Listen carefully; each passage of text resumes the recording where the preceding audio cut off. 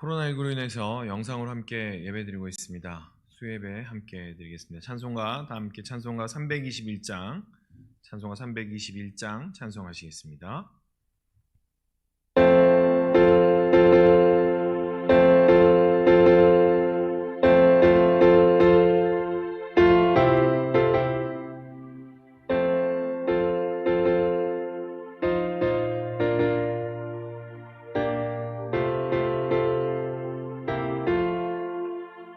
날 대속하신 예수께 내 생명 모두 드리니 늦은 실하게 하소서. 내 구주 예수여, 나 구주 위에 살리라. 내 기쁨 한량 없으리. 내 갈 길 인도하소서. 내 구주 예수여, 날 구원하신 예수를 일평생 의지하오니 날 영접하여 주소서. 내 구주 예수여, 나 구주 위에 살리라. 내 기쁨 한량 없으리. 내 갈 길 인도하소서. 내 구주 예수여, 주 십자가에 달리사 날 자유하게 했으니 내 몸과 마음을 주 위에 다스게 하소서. 나 구주 위에 살리라. 내 기쁨 한량 없으리. 내 갈 길 인도하소서. 내 구주 예수여.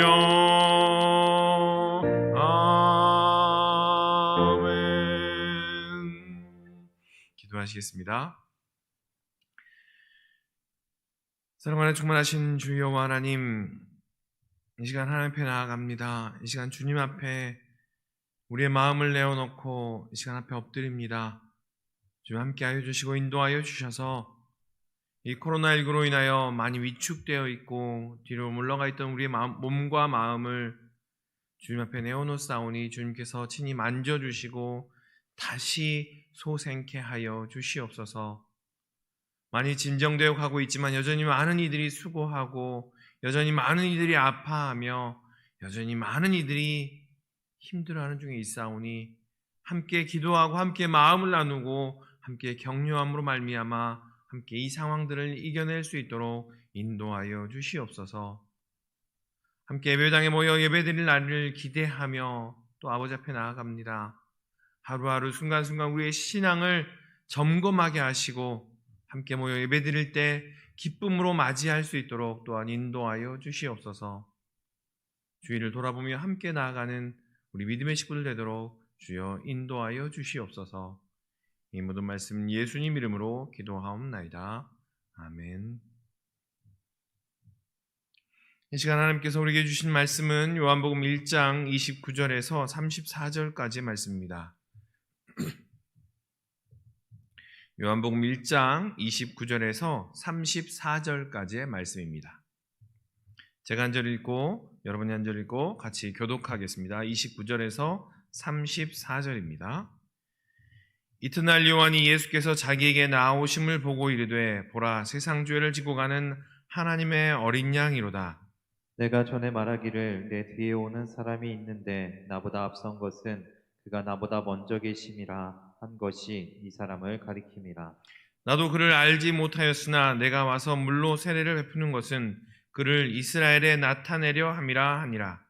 요한이 또 증언하여 이르되 내가 봄에 성령이 비둘기같이 하늘로부터 내려와서 그의 위에 머물렀더라. 나도 그를 알지 못하였으나 나를 보내어 물로 세례를 베풀라 하신 그 이가 나에게 말씀하시되 성령이 내려서 누구 위에든지 머무는 것을 보거든 그가 곧 성령으로 세례를 베푸는 이인 줄 알라 하셨기에 내가 보고 그가 하나님의 아들이심을 증언하였노라 하니라. 아멘. 그간 잘 지내고 계시죠? 이제는 점점 생활 방역이 몸에 또 배워야 될 그럴 때인 것 같습니다. 이미 완치된 사람이 새로이 확진받은 사람보다 많고 환자의 수도 점점 감소하고 있지만 서로 배려하는 마음을 가지고 그리스도 안에서 참 교제를 나누시는 우리 믿음의 식구들이 되시기를 소망합니다.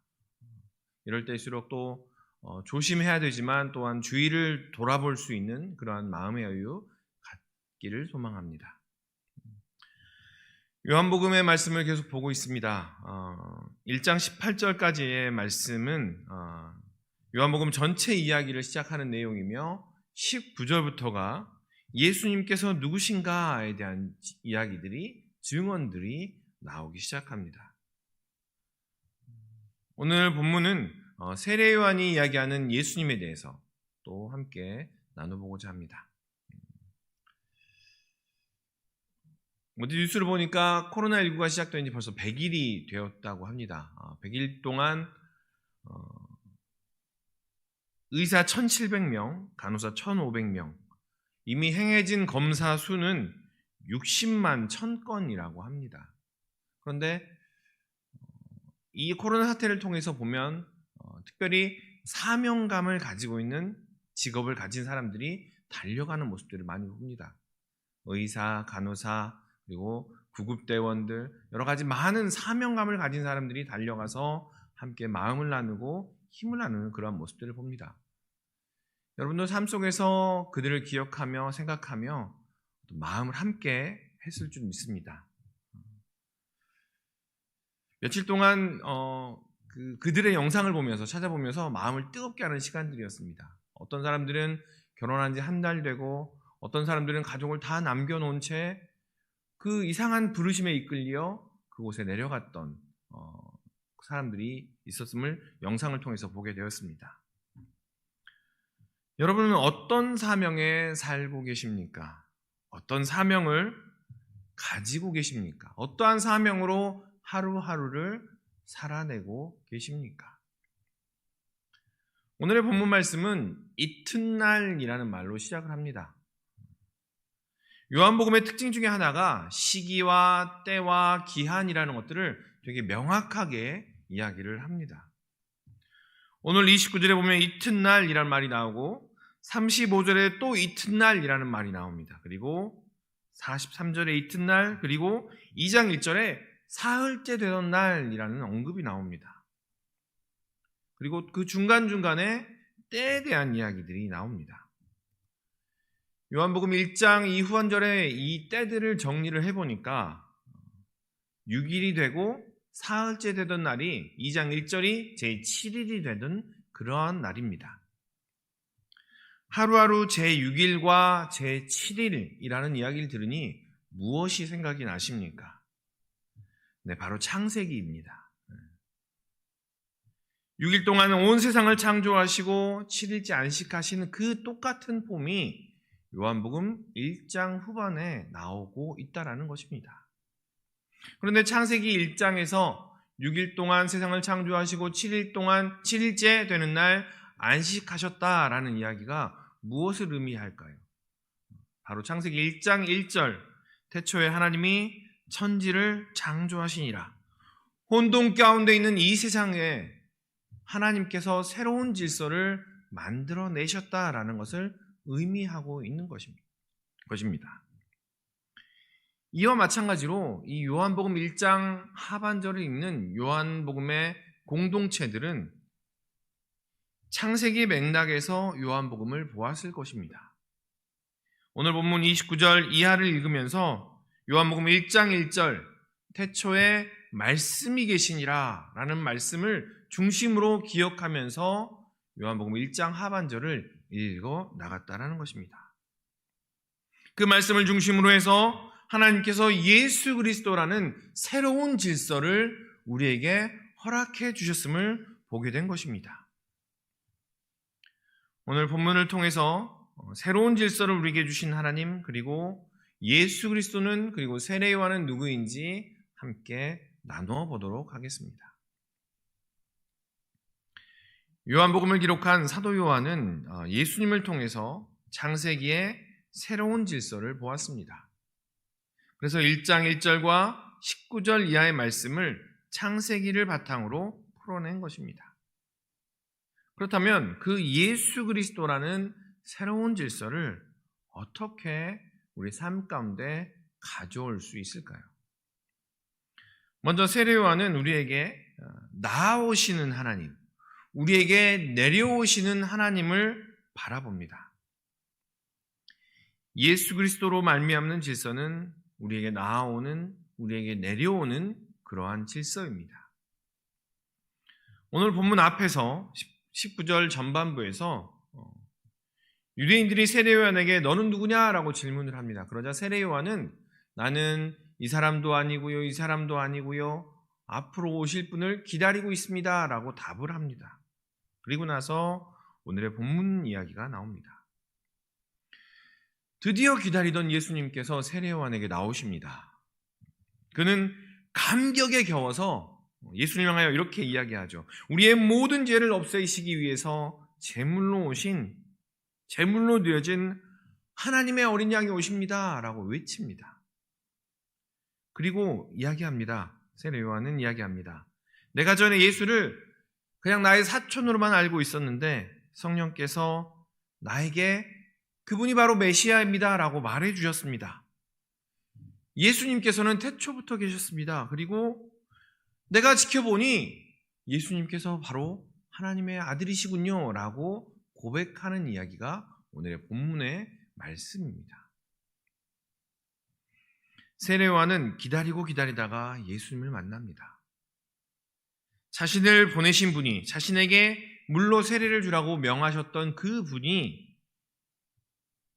이제 성령으로 세례를 주실 분이 너에게 갈 것이다 라는 그 환상만을 보았는데 그 환상을 통해 본 분이 자신 앞에 드러나신 것입니다. 여러분 혹시 짝사랑 해보신 적 있으신가요? 없으시다고요? 저는 항상 그 짝사랑의 연속이었습니다. 짝사랑은 그렇습니다. 좋아하면서 내가 사랑하는 대상의 그 반응이 나오기만을 기다리죠. 그런데 그 좋아하는 사람이 어느 순간 아주 자그마한 반응이라도 보이면 가슴이 설레어서 너무나 기분이 좋아서 그날은 일기장에 그날을 기록하게 되는 그러한 날인 거죠. 세례 요한에게 이 날은 그런 날이었습니다. 자신이 부름받은 날부터 계속해서 불로 세례를 주실 분이 메시아가 오실 것이다, 너에게 나아올 것이다 라는 것을 듣고 있었는데 그날이 언제일지, 또 그분이 누구일지 기다리다가 드디어 오늘을 맞이한 것입니다. 오늘 본문은 세례 요한에게 있어서 가슴 벅찬 그러한 날인 것이죠.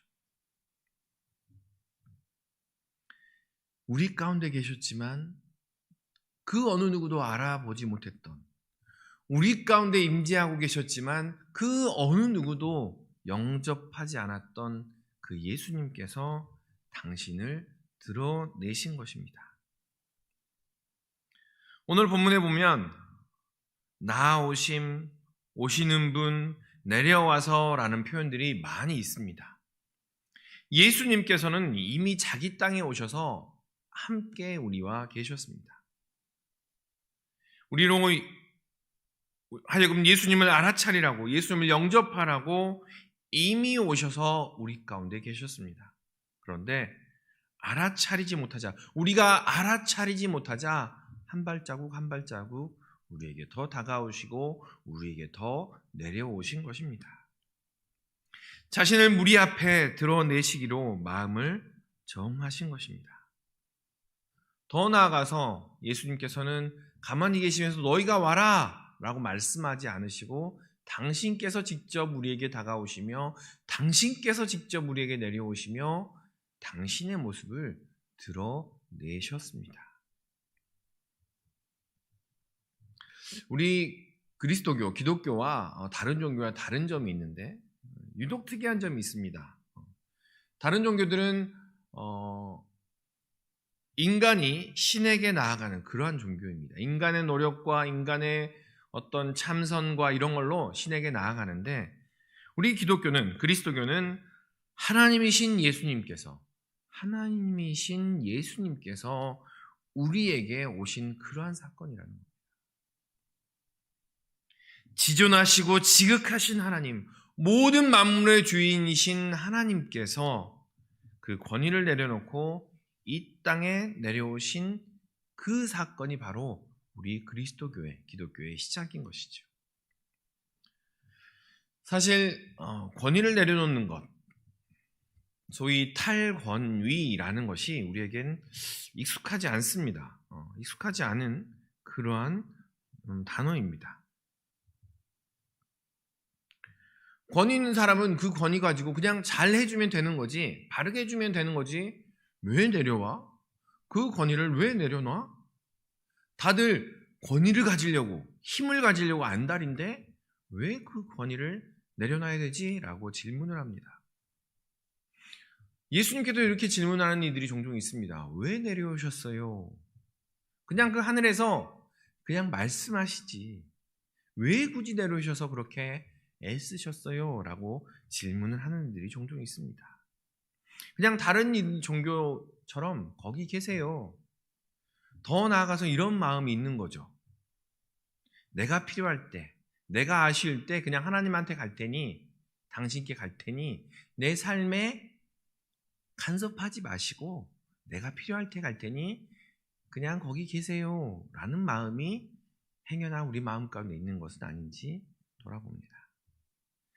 내가 필요할 때 구할 테니 내려오셔서 내 삶에 간섭하지 마시고, 이 코로나잖아요. 예수님께서 나와 좀 거리두기 좀 해주세요. 이것이 행여나 우리의 마음일지도 모르겠습니다. 그런데 예수님께서는 그 높고 높은 보좌를 버리시고 이곳에 내려오셔서 그 불편함과 그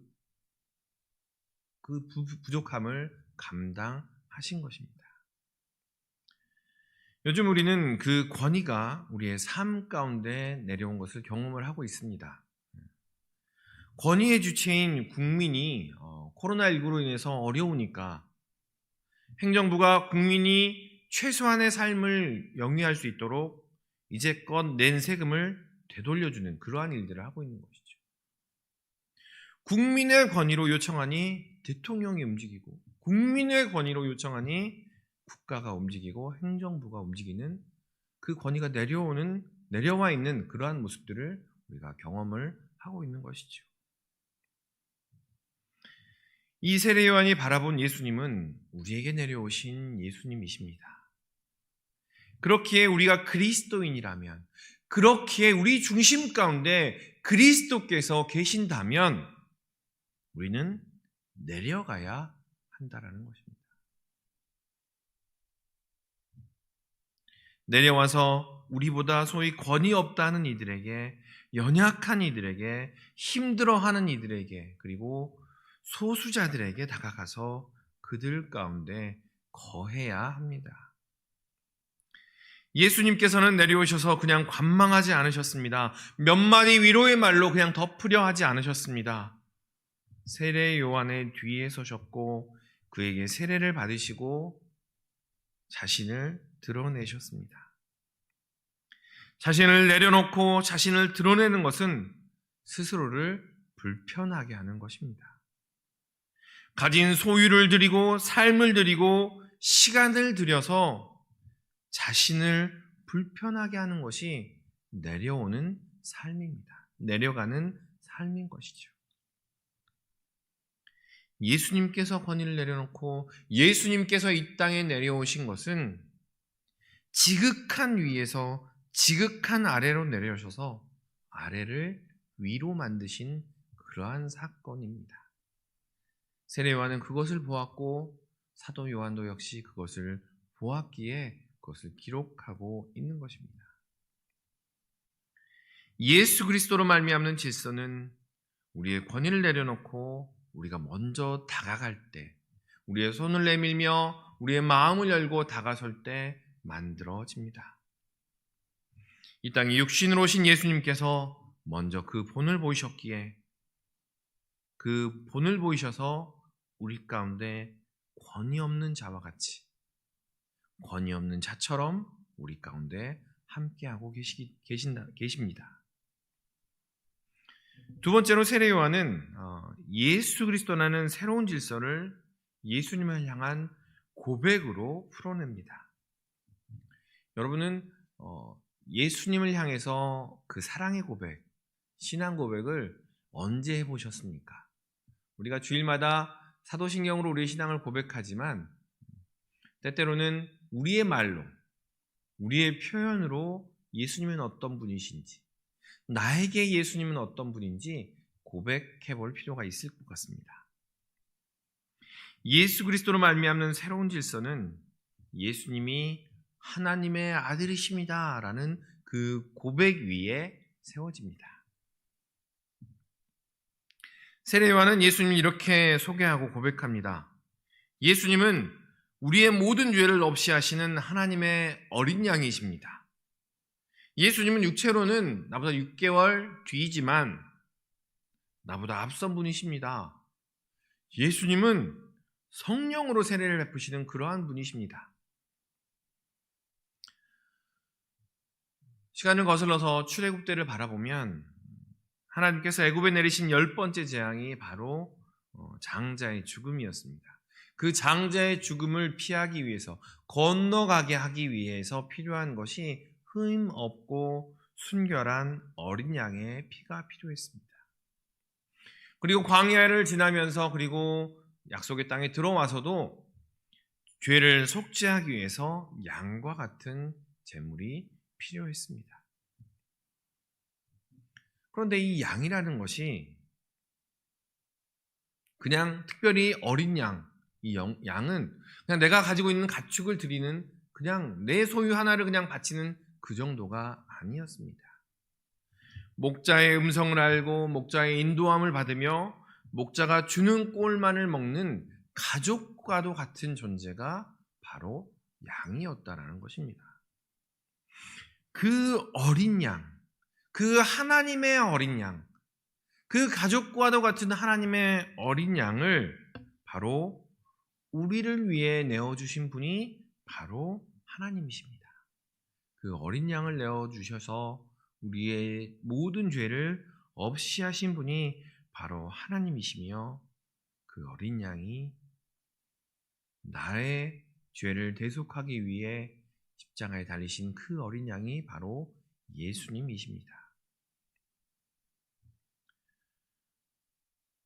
오늘 본문을 기록한 요한은 29절에 지고 가는 이라는 단어, 같은 의미로 없이 하다라는 뜻의 그 단어에 그냥 동사의 의미를 넣지 않고 분사라는 용법을 사용해서 놉니다.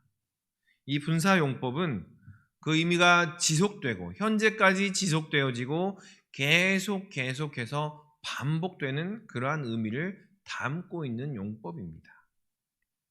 다시 말하면 하나님의 어린 양이신 예수님께서 오심으로 말미암아 예수님께서 그 대속의 사건, 대속의 짐을 짐으로 말미암아 우리의 모든 죄가 없어졌습니다.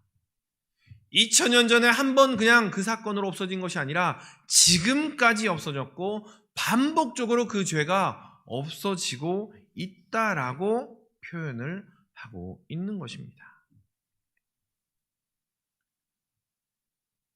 여러분에게 있어서 하나님의 어린 양 예수 그리스도는 어떠한 고백입니까? 하나님의 어린 양은요, 눈물을 흘리면 사라지는 그냥 그저 그러한 그 죄책감을 없애는 정도가 아닙니다. 하나님의 어린 양은요, 뭔가 찜찜함을 없애는 그러한 정도가 아닙니다. 하나님의 어린 양은 우리 중심에서부터 끌어오르는 새 생명을 주시는 그러한 어린 양입니다. 하나님의 어린 양은 이전의 모든 것들을 부인하고 새로운 시작을 주시는 그러한 분이십니다. 그 양이 바로 우리가 고백하고 우리가 믿고 우리가 신뢰하는 그 예수님이심을 기억하셨으면 좋겠습니다. 그런데 오늘 본문 말씀을 보면 나도 그를 알지 못하였으나 라는 말이 계속해서 나옵니다. 세례요한이요, 예수님을 몰랐을 리가 없습니다. 서로 친척이었고 세례요한을 임신했을 때, 또 마리아가 임신했을 때 서로 방문하며 축복의 노래를 부를 정도의 그러한 관계였습니다. 그 맥락에서 31절과 33절에 그 세례요한의 말, 나도 그를 알지 못하였으나 라는 말은 육신으로는 인간적인 관계로는 알았지만, 예수를 알았지만, 친척으로서 알았지만 메시아로서 태초부터 계셨던 그분으로서 성령으로 세례를 베푸시는 그 예수님은 내가 알지 못했습니다 라고 고백하고 있는 것입니다. 예수를 믿는다는 것, 예수를 고백하고 예수를 나의 주님이시요 나의 왕이시요 나의 주, 나의 구원자십니다 라고 고백한다라는 것은 단순히 인간의 관점으로 예수 그리스도를 바라보는 것을 넘어서는 것을 의미합니다. 예수를 믿는다는 것은, 그리스도인이 된다라는 것은 메시아로 예수님을 바라보는 것이며 태초부터 계셨던 분으로 성령으로 세례를 베푸는 분으로 예수님을 알아가는 것을 의미합니다. 또한 안다는 것은 단지 지식으로만 아는 것을 의미하지 않습니다. 책으로만 알고 그냥 글자로만 아는 것을 의미하지 않습니다. 삶으로 알아가는 것이며 동사로 알아가는 것, 예수님을, 예수 그리스도를 살아가는 것을 의미한다라는 것입니다. 알므로 말미암아 생각이 바뀌고, 알므로 말미암아 삶의 가치관이 바뀌고, 알므로 말미암아 삶의 영역이 바뀌어지는 동사로서의 안다라는 의미인 것입니다. 예수 그리스도에 대해서 동사로 알아야만이 진정으로 예수님을 고백할 수 있으며 우리의 삶을 바꿀 수 있게 된다는 것입니다. 예수 그리스도를 진정으로 알고 예수 그리스도가 어떤 분이신가, 하나님의 어린 양이 나에게 있어서 어떠한 의미를 갖고 있는가라는 그러한 고백이 우리의 중심에서 서 있을 때 비로소 예수 그리스도라는 새로운 질서 위에 우리의 삶을 펼쳐놓을 수 있다라는 것입니다.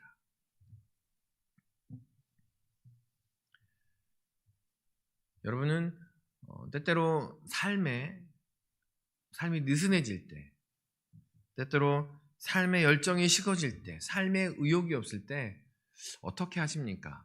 종종 어떤 이들은 재래시장 같은 곳을 가봅니다. 치열하게 살아가고 열정적으로 살아가는 그러한 모습을 바라보면서 삶의 열정을 다시 한번 회복합니다 라는 분들도 계시고요. 저는 그 마틴 루터 킹 주니어의 그 설교문을 종종 읽습니다. I have a dream. 나에게는 꿈이 있습니다. 그 단어만 외치게 되면 저도 모르게 이렇게 마음이 뜨거워지는 것을 경험하게 됩니다. 때로 종종 그리고 그 짐 엘리엇 선교사님의 그 이야기를 되뇌입니다. 영원한 것을 위해 영원하지 않는 금방이라도 사그라져 버릴 것들을 버리는 사람은 결코 어리석은 사람이 아니다라는 그 짐 엘리엇 선교사님의 이야기를 되뇌이면서 때로는 저의 삶이 느슨해지고 매너리즘에 빠지고 그럴 때마다 다시 한번 나에게 주신 그 하나님의 사명을 불러일으키는 그러한 일들을 해나갑니다. 마지막으로 세례 요한은 예수 그리스도라는 새로운 질서를 하나님의 말씀을 맡은 사명자를 통하여 풀어냅니다. 사명자를 통해서 그들이 예수 그리스도의 질서를 어떻게 실현해 나가며 어떻게 이루어 나가는지를 이야기하면서 새로운 질서를 이야기해 나가고 있습니다. 세례 요한은 예수님을 증언하는 자신이 어떤 사명을 가지고 있는지 명확하게 알았습니다. 나로 말미암아 예수님께서 나보다 앞에 계셨음을 드러내게 할 겁니다. 내가 물로 세례를 베푸는 것은 예수님을 온 이스라엘 가운데 드러내기 위함입니다. 나는요, 내가 저분이 예수님입니다 라고 내가 스스로 결정하지 않았습니다. 나를 보내신 분이 나에게 말씀하셨기에 내가 예수님을 알아차렸습니다. 그렇게 세례 요한은 자신이 뭔가를 하지 않았습니다.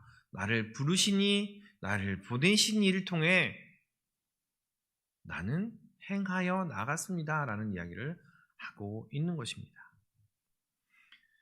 하나님께서는 당신의 뜻을 사람들을 통해서 세워나가십니다. 당신의 뜻을 사람들을 통해서 드러내십니다. 아브라함을 통하여 약속의 땅에 대한 비전을 보게 하시고 그 기초를 세우게 하셨습니다. 모세를 통하여 포로됨과 억눌림을 자각하게 하시고 그 땅을 벗어나 새로운 피조물로 새로운 자유한 자로 만들어 가십니다. 다윗을 통하여 하나님을 믿는 국가를 세우게 하시고 왕을 통하여 하나님을 더욱더 잘 섬기는 그러한 방법을 배우게 하십니다. 이외에도 사사들과 선지자들을 통해서 하나님의 온전하신 뜻과 하나님의 온전한 사랑을 드러내 주십니다. 신약에 와서도 마찬가지입니다.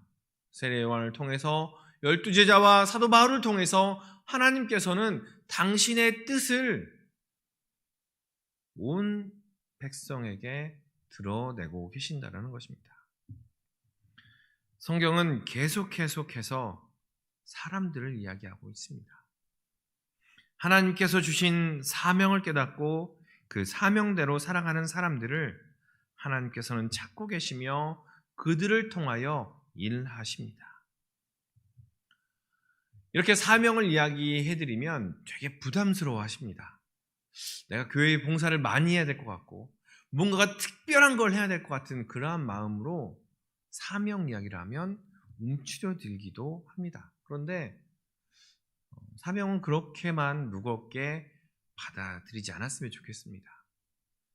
가정에서 하나님께서 우리에게 맡겨주신 사명이 있을 것이고 직장에서 그리고 이 지역사회에서 하나님께서 우리에게 맡겨주신 그 사명이 있을 것입니다. 아주 작은 것부터 시작하는 것이죠. 가정에서는 자녀를 축복하고 자녀에게 좋은 말을 사용하며 이 가정이 하나님의 것임을 선포하면서 매 순간순간 기도하는 것들, 남편과 아내를 사랑하며 섬기는 것, 심지어는 더 나가서 분리수거하는 것, 설거지하는 것, 집안 정리해 주는 것이 가정을 온전케 하기 위한 하나님께서 우리에게 맡겨주신 사명일 수 있습니다. 그 사명의 시작일 수 있는 것이죠. 직장에서 사명은 그 직장이 하나님의 나라입니다 라는 비전을 가지고 그 비전을 마음에 품고서 선한 영향력을 끼칠 수 있도록 생명을 살리는 말, 아름다운 말을 하는 것부터 시작할 수 있을 것입니다. 지역사회에서는 주위를 한 번 더 돌아보면서 어려운 이들, 힘들어하는 이들과 작은 것들을 나누는 그것이 바로 사명을 실천하는 시작일 수 있을 것입니다. 이미 우리는 사명자로서 하나님께서 많은 은혜와 사랑을 우리에게 베풀어 주셨습니다. 그 은혜와 사랑을 다시 한번 돌이켜 보셨으면 좋겠습니다. 다시 한번 기억하셔 보셨으면 좋겠습니다. 그리고 그 받은 은혜와 사랑들을 이제는 살아내셨으면 좋겠습니다. 나만을 위해서가 아니라 내 가족을 위해서, 내 이웃을 위해서, 내 공동체를 위해서, 내가 속한 지역사회와 직장을 위해서 그 은혜와 사랑들을 살아내셨으면 좋겠습니다. 혹시 하루하루의 삶을 무턱대고 보내고 계시지는 않습니까? 소망하기는 우리 믿음의 식구들 한 분 한 분이 행하시는 그 사명을 통해서 아주 작다 여겨질 수 있는, 그냥 입에서 나오는 한마디의 그 사명의 시작을 통해서 하나님의 나라가 이루어지며 예수 그리스도의 새로운 질서가 세워짐을 기억하셨으면 좋겠습니다. 하나님께서는 사도 요한의 눈을 통해서 창세기의 새로운 질서를 보게 하셨습니다. 혼돈 가운데 예수 그리스도라는 새로운 질서를, 새로운 가치관을 보게 하신 것입니다. 그 질서는 나의 권위, 나의 기득권, 나의 힘을 내려놓고 낮은 곳에서 함께 살아갈 때 비로소 세워집니다. 그 질서는 예수님께서 이제까지 여전히 우리 죄를 없이 하시는 하나님의 아들이심을 고백할 때 비로소 세워집니다. 그 질서는 하나님께서 나에게, 우리 공동체에게 주신 사명을 다시 한번 돌아보고 그대로 살아가며 증거할 때 비로소 세워집니다. 그 예수 그리스도를 통한 질서의 주체가 또한 내가 되고 사명자가 바로 내가 되며 그 작은 것부터 실천하는 그 존재가 바로 내가 되는 우리 믿음의 신림의 식구들이 되시기를 주님의 이름으로 축원합니다. 기도하겠습니다.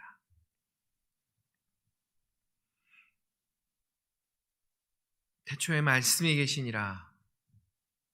아버지 하나님, 하나님께서 새로운 질서를, 새로운 가치관을 우리에게 허락하셨음에도 불구하고 여전히 이리저리 끌려다니는 우리의 모습들을 보라봅니다. 우리의 연약함을 붙들어 주시고 예수 그리스도로 말미암아 새로운 힘과 새로운 능력으로 새로운 질서 위에 우리의 삶을 세워갈 수 있도록 인도하여 주시옵소서. 소망하기는 먼저는 내가 가지고 있는 것, 내가 움켜쥐고 있는 것을 내려놓음으로 말미암아 참된 예수 그리스도의 삶을 살아갈 수 있도록 주여 인도하시고 우리의 삶 가운데 아주 작은 것부터 실천하며 행하며 나아가는 우리의 모습 되도록 주여 인도하여 주시옵소서. 특별히 다시 만날 것을 기대하고 또 힘들어하며 수고하며 아파하는 이들을 돌아보며 애쓰는 이들과 함께하여 주시사 그들의 수고와 손길 가운데 주님의 은혜가 더하게 하여 주시옵소서. 이 모든 말씀 예수님 이름으로 기도하옵나이다. 아멘. 교회의 소식을 알려드리겠습니다. 계속해서 코로나19로 인해서 영상으로 예배를 드리고 있습니다. 이번 주간에도 계속 생활방역도 하시고 손도 자주 닦으시면서 조심하시고 또 배려하시는 하루하루의 삶이 되시기를 소망하고요.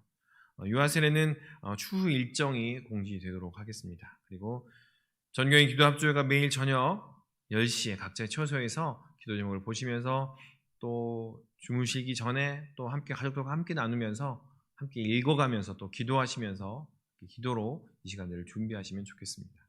성경 승기 로마서 계속하고 있습니다. 그리고 함께 또 믿음의 식구들과 교제하시고 또 온라인으로 교제하시고 전화로 교제하시면서 함께 그 은혜를 나누시기를 소망합니다. 교회 소식, 다른 소식들은 주보를 참고하시기를 바랍니다. 기도하시겠습니다. 이제는 우리를 사랑하시되 끝까지 사랑하시는 우리 주 예수 그리스도의 은혜와 아버지 하나님의 사랑하심과 성령 하나님의 교통하심과 충만 역사하심이 예수 그리스도의 새로운 질서를 바라보며 내가 먼저 내려가고 내가 먼저 섬기며 내가 먼저 낮은 곳으로 임하여 그리스도의 그 질서들을 실천하기를 소망하여 함께 고개 숙이며 함께 결단하며 함께 마음을 모으는 우리 믿음의 식구들 위해 또한 가정과 자녀들과 그 하는 모든 일들 위해 지금부터 영원까지 함께 하시기를 간절히 축원하옵나이다. 아멘.